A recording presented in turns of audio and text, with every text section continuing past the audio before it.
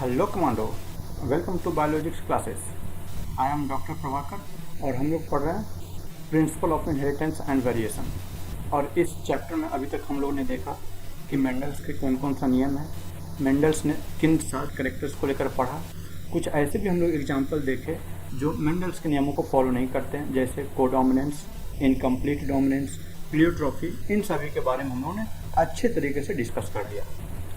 आज जो हम लोग एक इम्पॉर्टेंट टॉपिक को डिस्कस करने जा रहे हैं जो आपको एनसीईआरटी में नहीं मेंशन है पर पूछा जाता है, ठीक है, तो उसको भी हम लोग मेंशन कर लेते हैं, देख लेते हैं कि क्या होता है।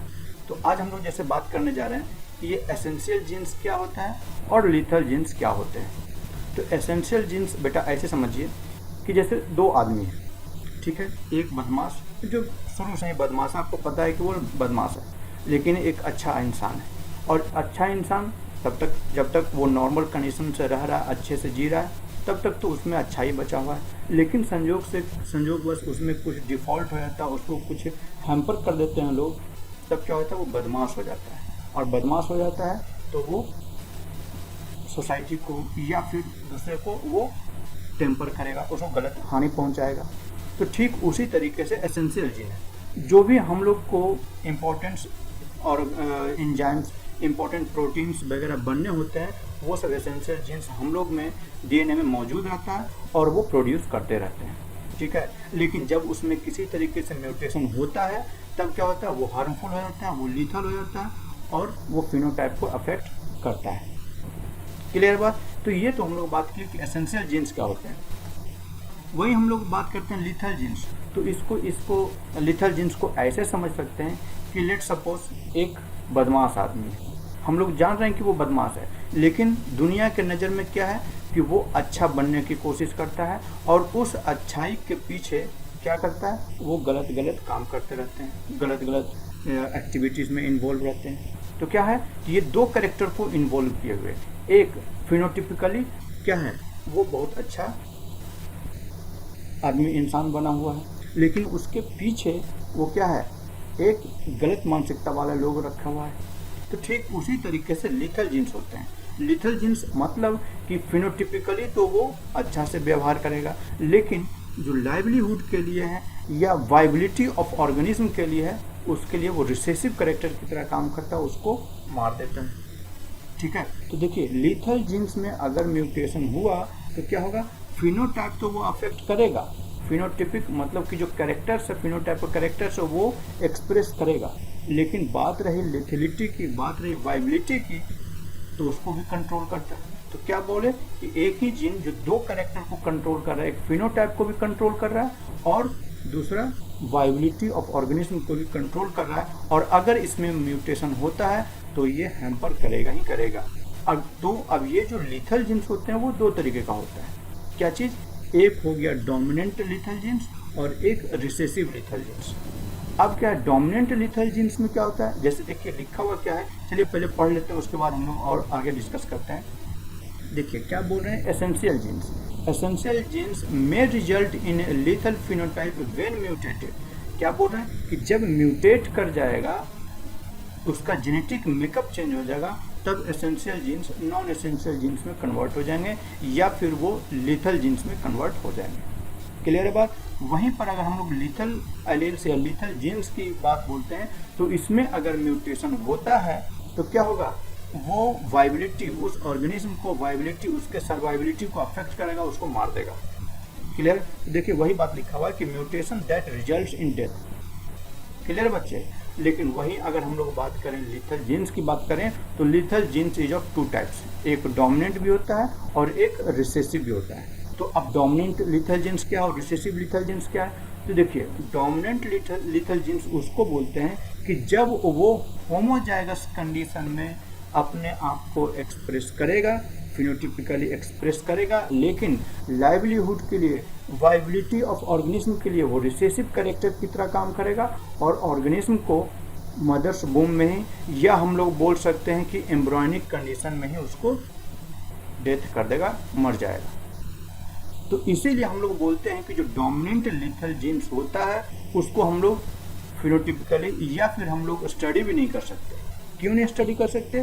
क्योंकि जो डोमिनेंट लिथल जीन्स होता है वो एम्ब्रॉयनिक कंडीशन में ही सर्वाइव नहीं कर रहा है, और वो अगर ऑर्गेनिज्म सर्वाइव नहीं कर रहा है तो इसका मतलब क्या हुआ, उस पर हम लोग किसी तरीके का स्टडी नहीं कर सकते।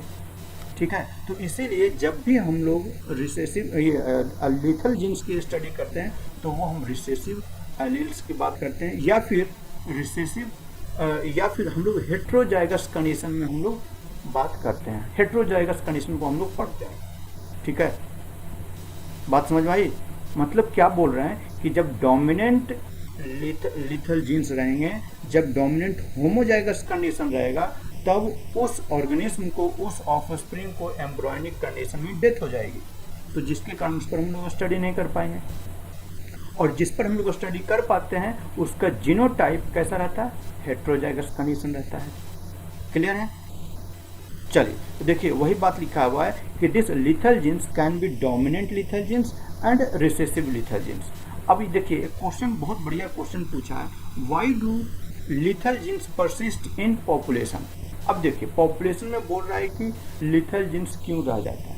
अब लिथल जीन्स या लिथल एलील इसलिए रह जाता है क्योंकि वो होमोजाइगस कंडीशन में है, अगर हेट्रोजाइगस कंडीशन में, सॉरी हेट्रोजाइगस कंडीशन में। लेट सपोज जैसे ये आपका एक लिथल जीन्स है हेट्रोजाइगस कंडीशन में, तो ये एक एलील्स जो है डोमिनेंट फेज में है, तो ये तो अपना एक्सप्रेशन देगा, जाहिर सी बात है अपना एक्सप्रेशन देगा, पर क्या है, ये जो लिथलिटी है वो उसमें साथ में रह जाएगा। अगर यही कंडीशन दोनों होमोजाइगस कंडीशन में रहता तब क्या होता, ये दोनों का दोनों एक्सप्रेशन देता, लेकिन सर्वाइबिलिटी के लिए, वाइबिलिटी ऑफ ऑर्गेनिज्म के लिए ये रिसेसिव कैरेक्टर को शो करता, और जिसके कारण क्या होता है, इसके एम्ब्रॉयनिक कंडीशन में डेथ हो जाती, तो हम लोग इस पर स्टडी नहीं कर पाते। तो लेकिन जब हेट्रोजाइगस कंडीशन में है तो वो लिथल जीन्स परसिस्ट करता है। क्लियर है बात?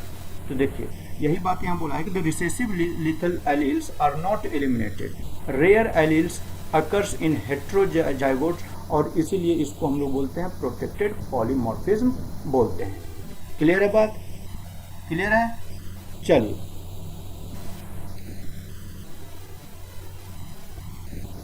तो अब हम लोग देखते हैं कि रिसेसिव लिथल जीन्स माइस में, अब ये सबसे पहले स्टडी किया गया था।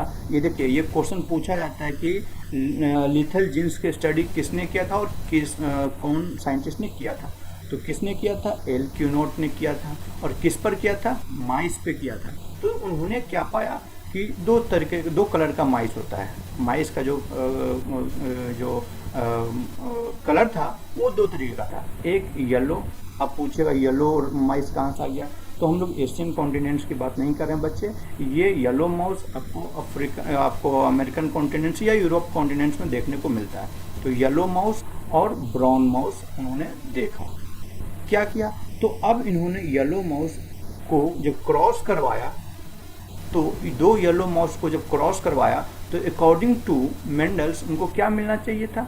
जैसे येलो के लिए अगर हम कोड करते हैं कैपिटल वाई, और इस येलो के लिए भी कैपिटल वाई, तो इसका बाई और इसका गैमेट कैपिटल वाई, और दोनों का कॉम्बिनेशन कैपिटल वाई, येलो मिलना चाहिए था। क्लियर है बात? लेकिन एल क्यूनोट को क्या मिला कि जब येलो जब क्रॉस करवाए, तब उनको येलो और येलो माउस को जब क्रॉस करवाए तब उनको क्या मिला, उनको मिला येलो माउस मिला और मिला ब्राउन माउस। इसका मतलब उन्होंने ये समझा कि इसका मतलब ये, अगर हम येलो को क्रॉस करवाते हैं तब हमको एक ऑर्गेनिज्म मिलना चाहिए था, वो और सारा का सारा ऑर्गेनिज्म को येलो मिलना चाहिए था। लेकिन हमको जब येलो को क्रॉस करवाते हैं तब हमको एक येलो मिला और एक ब्राउन मिला। इसका मतलब कि this yellow mouse will be in heterozygous condition, और हेट्रोजाइगस कंडीशन होगा तब क्या हुआ कि जैसे कैपिटल वाई स्मॉल वाई को क्रॉस करवाए कैपिटल वाई स्मॉल वाई को, तो इससे हमको दो गैमेट्स बने, इसके भी दो गैमेट्स बने, कैपिटल वाई स्मॉल वाई। जब क्रॉस करवाएंगे तो एक कैपिटल वाई एक कैपिटल वाई स्मॉल वाई, दो कैपिटल वाई स्मॉल वाई मिल जाएंगे, और एक हमको मिल जाएगा स्मॉल वाई। तो अब जो स्मॉल वाई है वो ब्राउन हमको माउस मिल गया, और जो दो हमको येलो माउस मिला वो क्या हो गया, येलो माउस दो हमको मिल गया, और एक ये हमको मिला ही नहीं। मतलब कि इनको रेशियो भी मिलना चाहिए था। अगर हम हेट्रोजाइगस कंडीशन में क्रॉस करवाते हैं तो हमको रेशियो मिलना चाहिए था 3:1, लेकिन हमको क्या मिल रहा है 2:1। इसका मतलब कि जो होमोजाइगस डोमिनेंट कंडीशन में जो है कैपिटल वाई का जो माउस होगा, it must be died in the embryonic condition, और that's why we got the 2:1 ratio in this crossing. Clear है? तो इस तरीके से वो बतलाए कि जब होमोजाइगस डोमिनेंट फेज में आता है तो वो माउस सर्वाइव या माइस सर्वाइव नहीं करता है। क्लियर है बात? क्लियर है? देखिए क्या लिखा हुआ है, देखिए सिंपल सी बात लिखा हुआ है कि देखिए सबसे पहले लिखा हुआ है कि studied by L.Q. Note on mice, yellow body colour is an example of lethal allele in mice, yellow mice never breed true. इसको याद रखिएगा, येलो माइस कभी भी ट्रू ब्रीड में ब्रीड नहीं करता है, जैसे डोमिनेंट फेज में ब्रीड नहीं करता है। क्यों? क्योंकि वो सर्वाइव ही नहीं करेगा, वो एग्जिस्ट ही नहीं करेगा नेचर में, तो ब्रीड कैसे करेगा? अभी हम लोग देख लिए L.Q. नोट का एक्सपेरिमेंट भी देख लिए। ठीक है, अच्छा ये एक और हम लोग बात बतलाएंगे। All yellow mice are in heterozygous condition, ये कैपिटल बाई स्मॉल बाई है, ये कैपिटल बाई स्मॉल बाई। ठीक है, क्या बात बोले कि all yellow mice are in heterozygous, हम लोग को मिल गया। क्रॉस येलो विथ येलो, तब उनको F2 जनरेशन में 2 येलो मिला और एक non yellow that is brown in colour. लेकिन जो अकॉर्डिंग टू मेंडल्स उनको क्या मिलना चाहिए था, दैट विल बी 3:1, लेकिन उनको मिला क्या 2:1। इसका मतलब एक होमोजाइगस डोमिनेंट कंडीशन का जो माउस है वो एम्ब्रियोनिक कंडीशन में डेथ उसकी हो गई है। क्लियर है बात?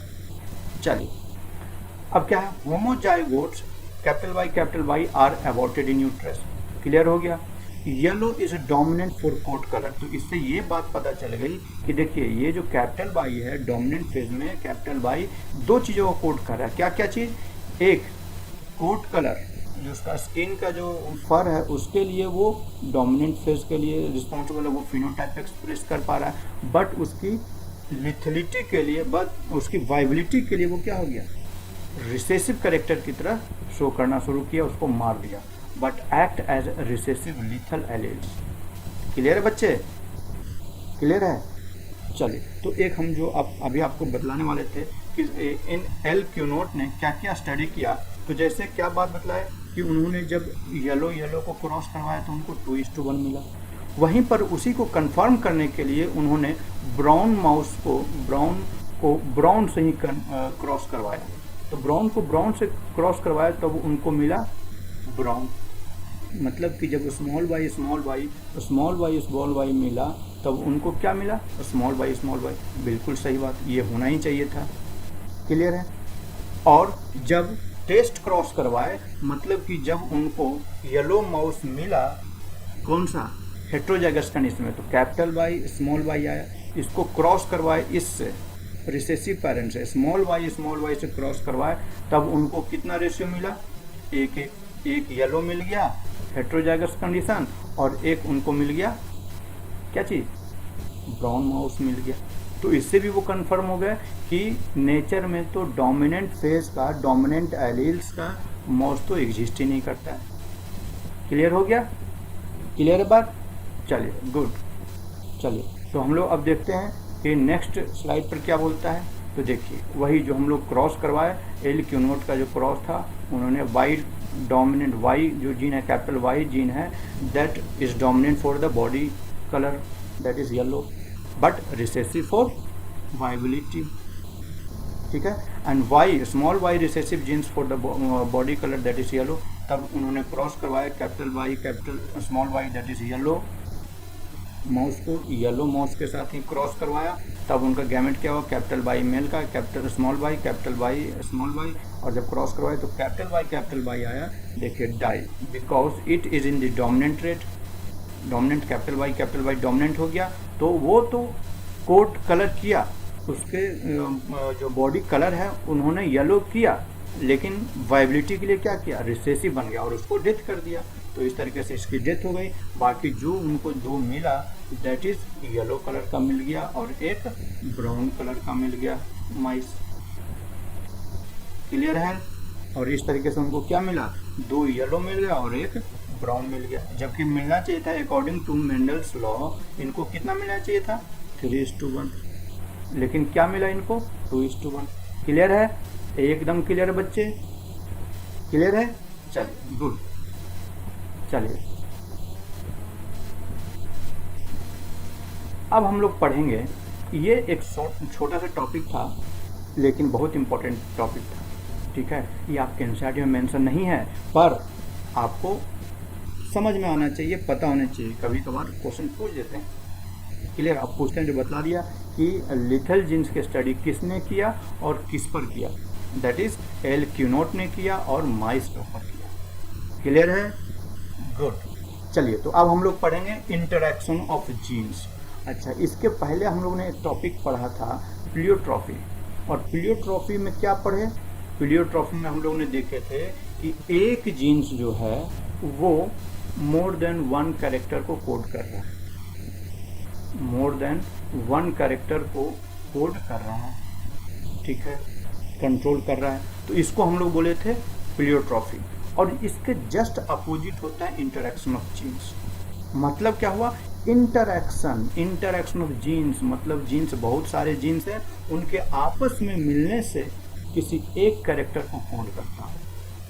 मतलब कि more than one gene controls one character is called the interaction of jeans.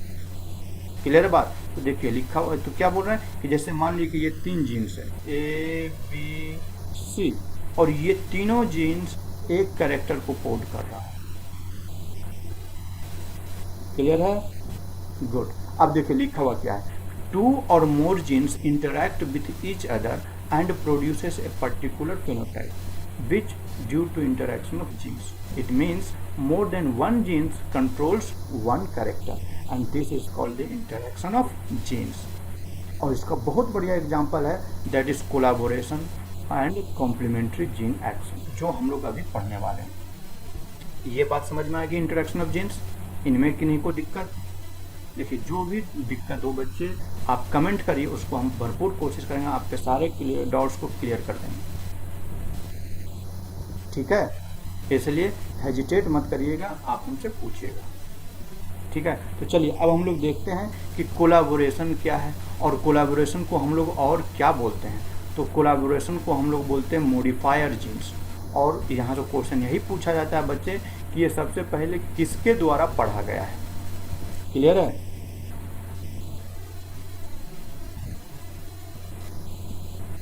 ठीक है, तो क्या है कि सबसे पहले बैटसन एंड पनेट के थ्रू पढ़ा गया, और किस में पढ़ा गया? हैंड्स में, और हैंड में भी किस में? हैंड्स के ऊपर देखते हैं क्या है, एक कॉम्ब बना होता है, एक कलगी, जिसको हिंदी में कलगी बोलते हैं, फूल की तरह बना होता है, इसको कॉम्ब बोलते हैं, और इसी के शेप को उन्होंने स्टडी किया था। तो क्या किसने किया था? बैटसन एंड पनेट ने, और उन्होंने कॉम्ब शेप को स्टडी किया।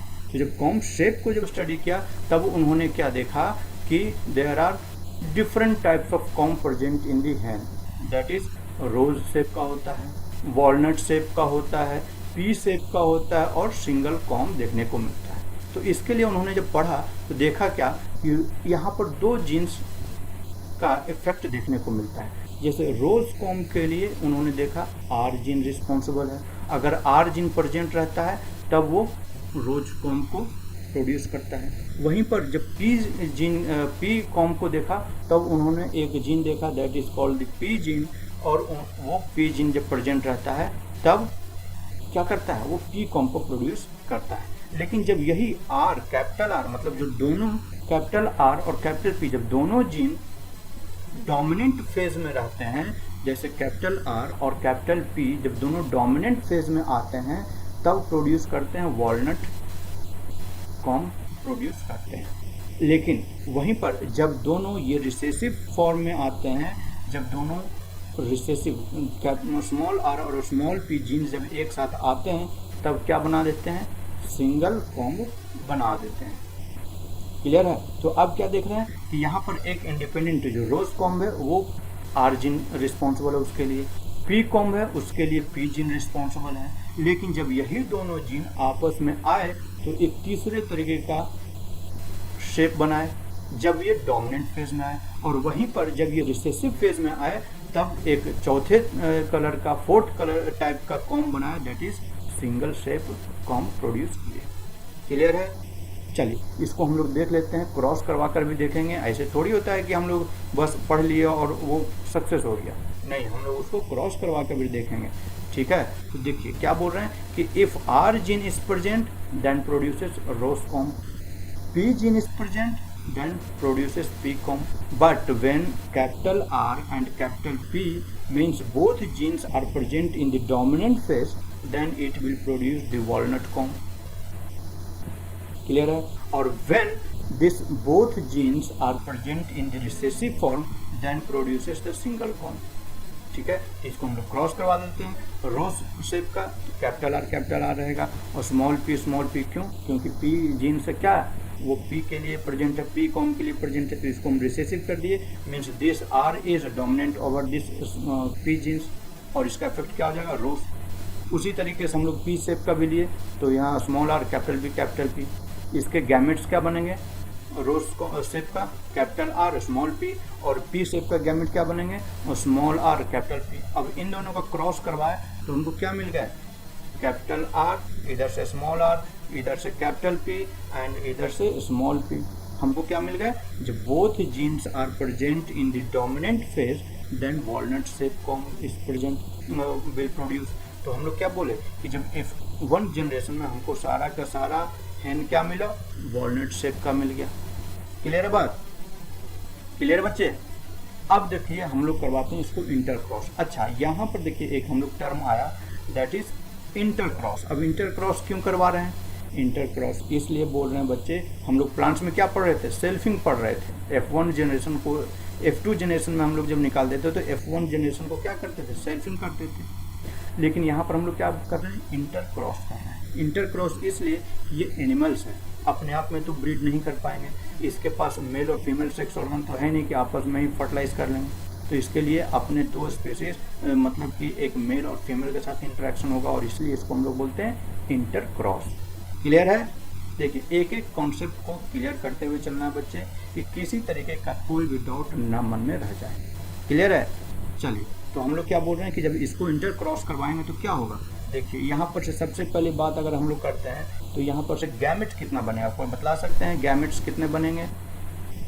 आपको बहुत बार हम बतलाए हैं बच्चे कि 2 to the power n, where n is the number of heterozygous. तो इसमें क्या है, कैपिटल आर स्मॉल आर मतलब एक हेट्रोजाइगस हो गया, कैपिटल पी स्मॉल पी दो हेट्रोजाइगस हो गया, means 2 to the power 2 is equal to 4।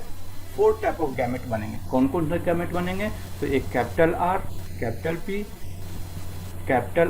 Small R capital P and small R small P, यही 4 गैमेट्स बनेंगे। और जब यही इंटरक्रॉस कर रहे हैं तो यही गैमेट्स मेल के लिए भी हो जाएंगे और यही गैमेट्स हमको फीमेल के लिए भी हो जाएगा। क्लियर है? तो अब इसको क्रॉस करवा के देख लेते हैं। तो अब कोई बतला सकते हैं कि हमको टोटल ऑफस्प्रिंग F2 जनरेशन में कितने मिलेंगे। तो जितना गैमेट्स बनेंगे उसको मेल के लिए भी उतना ही गैमेट्स और फीमेल के लिए भी उतना ही गैमेट्स, मतलब इसको स्क्वायर अप कर देंगे, मतलब 4 into 4 दैट विल बी 16। तो टोटल हमको F2 जनरेशन में 16 ऑफस्प्रिंग मिलेंगे। ठीक है, देख लेते हैं कौन कौन सा मिलेगा। देखिए हमको क्या मिल गया, गैमेट्स मिल गए। ये मेल गैमेट समझ लीजिए, एक फीमेल गैमेट समझ लीजिए, capital R capital P capital R small P small R capital P small R small P. उसी तरीके से फीमेल में capital R capital P capital R small P small R capital P small R capital P. Clear हो गया? अब इसको cross करवा लेते हैं। अब क्या बोले हमको, देखिए 4 पैटर्न था, अगर कैपिटल आर प्रेजेंट रहा तब तो वो हो जाएगा rose shape, capital P present रहेगा तो ये पी शेप का हो जाएगा। When capital R and capital P will present then walnut shape, and when small R small P will present then single shape of comb will be produce. Clear है? तो अब देख लेते हैं, जब इन दोनों को क्रॉस करवाए तो क्या मिला, capital R capital P. Clear है? तो अब क्या होगा, कैपिटल पी मतलब walnut, capital R capital P walnut, capital R small R capital P that will be the walnut, capital R capital P that will be the walnut, capital R capital P walnut हो गया। देखिए capital R small P मतलब क्या हुआ, capital R dominant phase में है तो capital R रोज हो जाएगा। Capital R capital P that will be the walnut. Capital R small P मतलब कैपिटल आर आ गया मतलब डोमिनेंट फेज में रोज शेप का हो जाएगा। Capital R capital P that will be the walnut. Capital R capital P that will be the walnut shape. Small R capital P अब यहाँ पर क्या हो जाएगा, पी शेप का कॉम हो जाएगा। यहाँ पर भी क्या हो जाएगा, कैपिटल पी आ गया that will be the P shape comb. Capital R capital P that will be the walnut shape. Capital R rose shape, capital P means P shape. और ये जब दोनों होमोजाइगस कंडीशन में तो कैसा है, सिंगल शेप। तो हमको क्या मिल गया कि अब देखिए यहाँ पर हमको 4 डिफरेंट क्या मिल गया, हमको फिनोटाइपिक मिला, walnut, rose, P and single. अब क्या है कि जब यहाँ पर देखिए कि जो वॉलनट है वो कितना है, अब इसको काउंट करेंगे हम लोग। जब काउंट करना शुरू करेंगे तब क्या हो जाएगा, इसके लिए हम आपको कलर चेंज कर लेते हैं। तो ये देखिए कैपिटल आर, ये पूरा डायगोनली हम लोग देखें तो ये क्या है, टोटल 9 वॉलनट शेप का मिल गया। ठीक है, वहीं अगर हम लोग बात करें रोज शेप का, ये रोज शेप हो गए, ये रोज शेप हो गए और ये रोज शेप हो गए, 3 हमको रोज शेप का मिल गए। ठीक है, फिर पी शेप का कितने मिले, ये तीनों जो है हमको पी शेप का मिल गया और सिंगल हमको 1 मिल गया। तो इसका मतलब रेशियो कितना हो गया, 9:3:3:1। अब बोलिएगा ये मेंडल के नियमों से डेविएट कैसे करेगा। तो बच्चे ये देखिए यहाँ पर एक ही कैरेक्टर है, क्या है, कॉम शेप, और उसके लिए हम लोग पढ़ रहे हैं क्या चीज, 9:3:3:1। लेकिन जब मेंडल्स ने डाई हाइब्रिड देखा था, 2 कैरेक्टर को एक साथ स्टडी किया था, तब उनको मिला था क्या चीज, 9:3:3:1। लेकिन यहाँ पर हम लोग क्या देख रहे हैं, एक ही कैरेक्टर है, क्या है कैरेक्टर, कॉम शेप, और उसके लिए यहाँ पर क्या मिल रहा है, 9:3:3:1। तो ये मेंडल के नियमों से डेविएट कर गए। तो देखिए वही बात यहाँ पर लिखा है कि the ratio shows 9:3:3:1 but not follow Mendel's law because it has only 1 character. वो कौन सा कैरेक्टर है, only 1 character, that is com shape. But in Mendelian dihybrid cross it shows 9:3:1। तो ये डाई हाइब्रिड में 2 कैरेक्टर को जब स्टडी किए थे मेंडल, तब उनको मिला था 9:3:3:1। लेकिन यहाँ पर क्या मिल रहा है, एक ही कैरेक्टर को स्टडी किए और इनको मिल रहा है 9:3:3:1। क्लियर है, गुड। चलिए तो अब हम लोग आगे देखते हैं। देखिए अब आ गया कॉम्प्लीमेंट्री जीन एक्शन। ये भी बैटसन और पनेट के थ्रू स्टडी किया गया। ये देखिए ट्रिपल स्टार मार्क लगा हुआ है, मतलब कि बहुत इंपॉर्टेंट है, बहुत बार पूछा गया। क्लियर है, तो देखिए ये सबसे पहले पूछा जाता है कॉम्प्लीमेंट्री जीन एक्शन, जिसको हम लोग बोलते हैं बैटसन, पढ़ा गया बैटसन और पनेट के थ्रू। और इन्होंने किस पर स्टडी किया, तो lathyrus odoratus, that is called the sweet pea. अब यहाँ पर आप ध्यान दीजिएगा, ये क्या है, स्वीट पी है। और मेंडल्स ने जो पी पर किया था स्टडी, वो था गार्डन पी। क्लियर है, तो ये ध्यान दीजिएगा बच्चे, एक गार्डन पी है और एक स्वीट पी है। गार्डन पी का बॉटनिकल नेम अगर हम लोग बात करें, दैट इज पाइसम सटाइवम। और ये क्या है, लथारस ऑर्डरेटस। और स्वीट पी में उन्होंने देखा फ्लावर कलर 2 टाइप का फ्लावर था, एक पर्पल और एक वाइट। अब इसके लिए देखिए 2 जीन रिस्पॉन्सिबल है। कौन कौन सा जीन, तो एक सी जीन है और एक पी जीन है। जब सी जीन प्रेजेंट रहता है तब फ्लावर का कलर वाइट है। पी जीन जब डोमिनेंट फेज में है तब भी वाइट है। जब कैपिटल सी कैपिटल पी जब दोनों जीन डोमिनेंट फेज में है तब पर्पल हो गया फ्लावर। लेकिन वहीं पर जब दोनों रिसेसिव कंडीशन में आया जीन तब भी फ्लावर का कलर कैसा हुआ, वाइट कलर का हो गया। ये आपको ध्यान में रखना पड़ेगा बच्चे कि कॉम्प्लीमेंट्री जीन एक्शन में क्या हो रहा है। उसी तरीके से हम लोग अभी देखे क्या, कोलैबोरेशन वाले में क्या देखे, या मॉडिफायर जीन्स वाले में ये देखे थे कि जब कैपिटल आर और कैपिटल पी था तब वो वॉलनट बन रहा था, और जब रिसेसिव कंडीशन में आया तब वो सिंगल बन गया। तो यहाँ पर आपको कॉम्प्लीमेंट्री में क्या याद रखना है कि जब दोनों डोमिनेंट फेज में आया तब फ्लावर का कलर क्या हो गया, पर्पल हो गया, और वो हर कंडीशन में क्या हुआ, व्हाइट फ्लावर। इसका मतलब ये हमको इससे बात पता चल रही है कि ये जो दोनों जीन है आपस में इंटरडिपेंडेंट है, एक दूसरे के ऊपर डिपेंड करते हैं। कैसे करते हैं, तो इसको ऐसे समझा जा सकता है कि जैसे मान लीजिए कि लेट सपोज कोई सबस्ट्रेट है, ठीक है, ये सबस्ट्रेट है।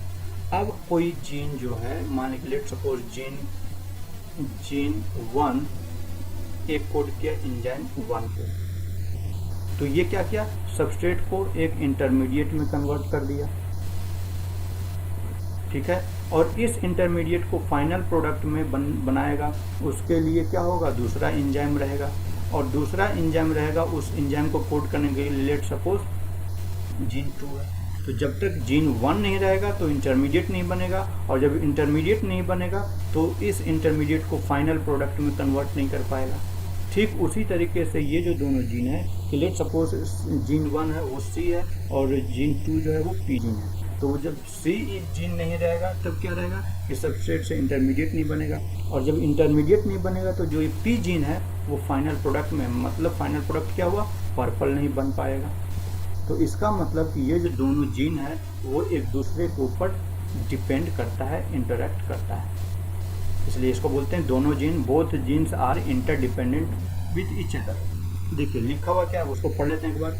देखिए both C genes and P genes are required to produce flower colour. हम लोग देख ही रहे हैं कि जब दोनों जीन्स डोमिनेंट फेज में तभी पर्पल हो रहा है, अदर केस में नहीं हो रहा। जब ये रिसेसिव कंडीशन में तब भी फ्लावर का कलर क्या है, व्हाइट है, ठीक है। So it can be calculated that the capital C and capital B genes are interdependent and there must be one pathway for the production. Clear है? चलिए देख लेते हैं।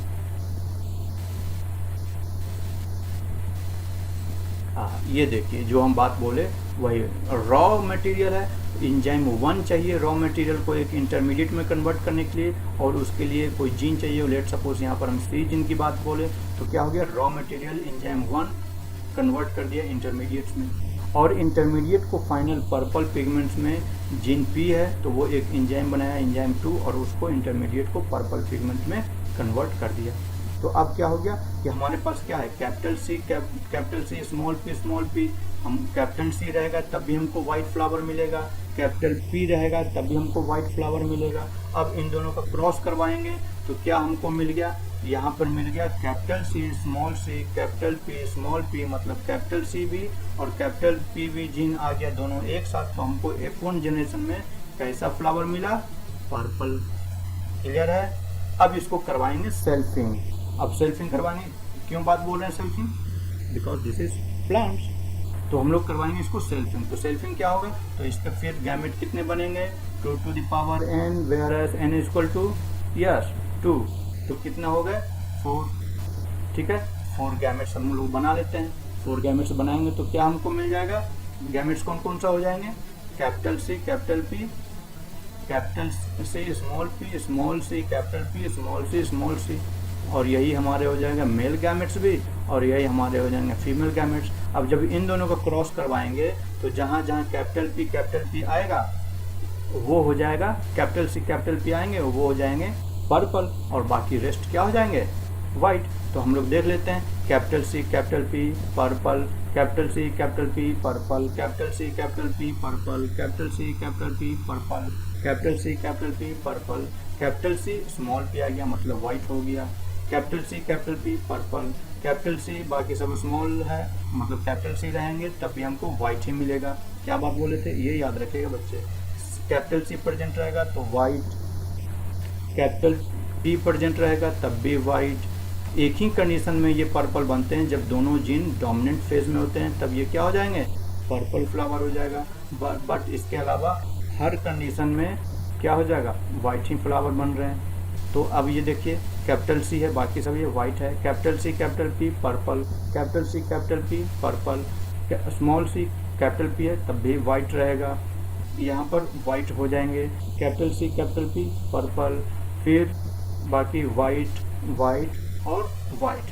तो अब देखिए कि अब यहाँ पर हमको 2 ही तरीके का फ्लावर मिला, एक पर्पल मिला और एक वाइट मिला। आप देखिए काउंट कर लेते हैं कितने हो गए। तो इसको हम कलर चेंज करके दिखला देते हैं कि ये हमको मिल गए पर्पल। कितने हो गए? 1 2 3 4 5 6 7 8 और 9, टोटल 9 हमको पर्पल मिल गए और बाकी सारे के सारे क्या मिल गए? वाइट मिल गए। कौन कौन सा? ये मिल गया वाइट, ये वाइट, ये वाइट, ये वाइट, ये हो गया टोटल 7। 1 2 3 4 5 6 7, टोटल हमको 7 वाइट मिल गए। तो इसका मतलब कि हमको कॉम्प्लीमेंट्री जीन एक्शन में फिनोटिपिक रेशियो क्या मिला F2 जनरेशन में? तो फिनोटिपिक रेशियो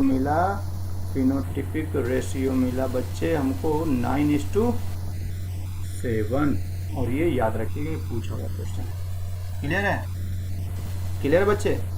गुड। चलिए आगे बढ़े। कोई डाउट? बहुत बढ़िया। You people are really commando. चलिए अब हम लोग आगे बढ़ते हैं। Duplicate gene action. अब ये डुप्लीकेट, देखिए नाम क्या बोल रहा है? डुप्लीकेट। अब ये पढ़ा किस में गया है और कौन पढ़े हैं, किसने स्टडी किया, ये पूछा हुआ है। हर हाल में इसको याद रखिएगा कि this duplicate gene action is studied by G.H. Shull on shepherd purse. उसमें फ्रूट का शेप उन्होंने देखा था, that is called the capsella bursa pastoris. ठीक है, उन्होंने फ्रूट स्टडी किया था, फ्रूट के शेप को, और वो दो तरीके का शेप देखे, एक ट्रायंगुलर शेप देखे और एक टॉप शेप देखे। अब इसके लिए भी दो जीन्स हैं। हम लोग इंटरेक्शन ऑफ जीन्स में पढ़ रहे हैं। इंटरेक्शन ऑफ जीन्स का मतलब क्या हुआ? एक से ज़्यादा 2 या 3 जीन आपस में इंटरेक्ट करते हैं और एक कैरेक्टर को कोड करते हैं, that is called the interaction of genes. और उसमें हम लोग पढ़ रहे हैं डुप्लीकेट जीन्स। तो इसमें क्या हुआ कि जैसे कैपिटल A जीन प्रेजेंट रहा तो ट्रायंगुलर शेप का फ्रूट मिलेगा, कैपिटल B जीन प्रेजेंट रहा तो ट्रायंगुलर शेप का मिलेगा। जब दोनों डोमिनेंट फेज में रहेंगे, मीन्स कैपिटल A जीन्स रहेंगे और कैपिटल B जीन्स एक साथ प्रेजेंट रहेंगे, तब भी हमको ट्रायंगुलर मिलेगा शेप। और जब ये रिसेसिव कंडीशन में दोनों जीन्स आएंगे तब हमको फ्रूट का शेप कैसा हो जाएगा? टॉप शेप का हो जाएगा। वहीं पर अभी हम लोग कॉम्प्लीमेंट्री में क्या देखे?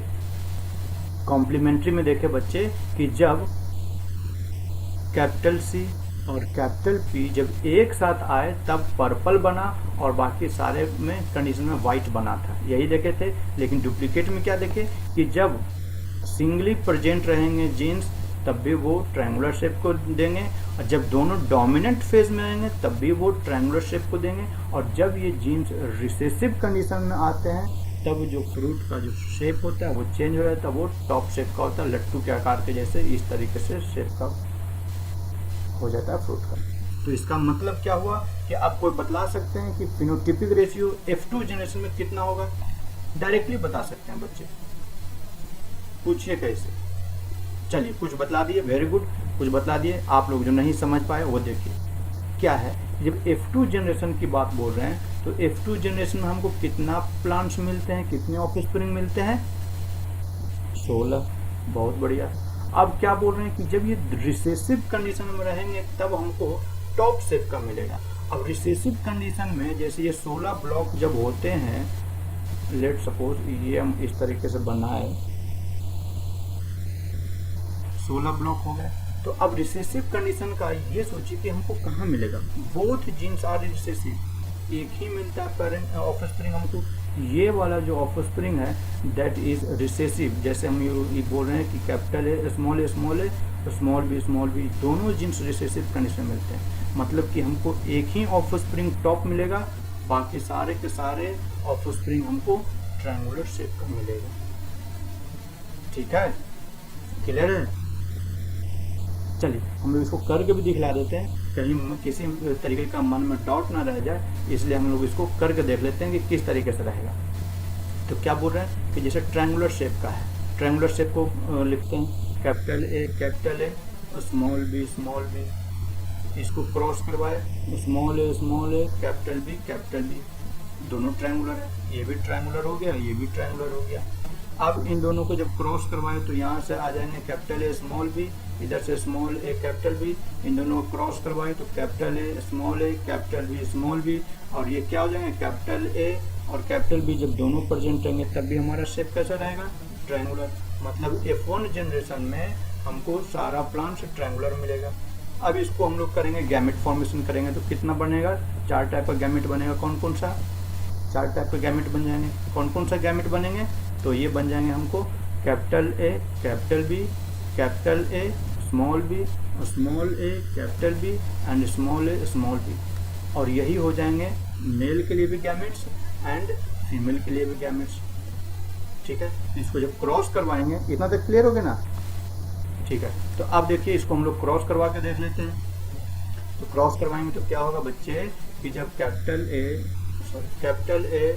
Capital B, capital A small B, small A capital B, small B को जब क्रॉस करवाएंगे तो हमको इधर भी फीमेल भी हो जाएगा, capital B small B, capital B capital B, capital A small B, small A capital B और स्मॉल ए स्मॉल बी।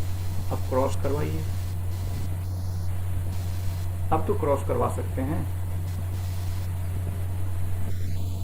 नहीं, चलिए देख लेते हैं हम लोग। तो capital B capital A capital B आएगा, यहाँ पर हम लोग एक ही जीन का बारे में लिखते हैं, उसके अलील छोड़ देना अभी। कैपिटल ए कैपिटल बी आ जाएगा, कैपिटल ए कैपिटल बी आ जाएगा, कैपिटल ए कैपिटल बी आ जाएगा, capital A capital B, capital A capital B, capital A capital B. इधर क्या आ जाएगा, कैपिटल ए स्मॉल बी आएगा, लेकिन कैपिटल ए भी रहेगा तब भी क्या रहेगा, वो ट्रायंगुलर ही रहेगा। तो ये भी ट्रायंगुलर हो जाएगा, ये भी ट्रायंगुलर, ये भी ट्रायंगुलर, ये भी ट्रायंगुलर, ये भी ट्रायंगुलर, सारे ट्रायंगुलर हो जाएंगे। यहाँ इस स्पीसीज का, इस ऑफस्प्रिंग का हम लोग कलर चेंज कर देते हैं। इसको जीनोटाइप क्या हो जाएगा, स्मॉल ए स्मॉल बी, ये हो जाएगा इसका। और ये कैसा हो जाएगा, जब स्मॉल कंडीशन में रहता है तो फ्रूट का शेप टॉप शेप। तो हमको एक ही मिला टॉप से, बाकी 15 क्या मिल गए, ट्रायंगुलर शेप का मिल गया। तो फिनोटिपिक एक्सप्रेशन में F2 जनरेशन में हमको 15 ट्रायंगुलर मिल गया और एक हमको टॉप शेप का मिल गया। तो रेशियो क्या हो गया डुप्लीकेट जीन का phenotypic ratio, that is 15:1। Clear है अब तो क्लियर हो जाना चाहिए बच्चे। ठीक है, चलिए तो आज हम लोग इतना ही रहने देते हैं। नेक्स्ट क्लास में कुछ और इम्पोर्टेंट टॉपिक के साथ आएंगे, जैसे एपिस्टैसिस क्या है उसके बारे में भी समझेंगे। ठीक है, तब तक पढ़ते रहिए बच्चे। Have a nice day, thank you.